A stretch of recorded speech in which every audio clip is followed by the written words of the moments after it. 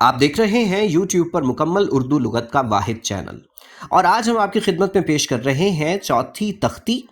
اور ہمارا پہلا لفظ ہے اب، جس کے معنی ہیں اس وقت، اس موقع پر، اس صورت میں، اس کے بعد، آئندہ، بعد ازاں، پھر کے، مقرر، اور اسی سے بنایا جاتا ہے لفظ اب تب، جس کا معنی ہوتا ہے ٹال مٹول کرنا، یا اگر کسی کا نزاع کا عالم ہو تو اس کے لیے بھی اب تب کی اصطلاح استعمال کی جاتی ہے، اور آئندہ کے لیے اب سے، یا اب کی، یا اب کے، یہ اگلی بار کے لیے استعمال ہونے والی اصطلاحات اور تراکیب ہیں۔ عام بول چال میں اب آئیں تو جائیں کہاں کا استعمال کیا جاتا ہے۔ ایسے آدمی کے لیے یہ فقرہ بولا جاتا ہے جو آپے سے باہر ہو جانے والا ہوتا ہے، یا اب سے دور،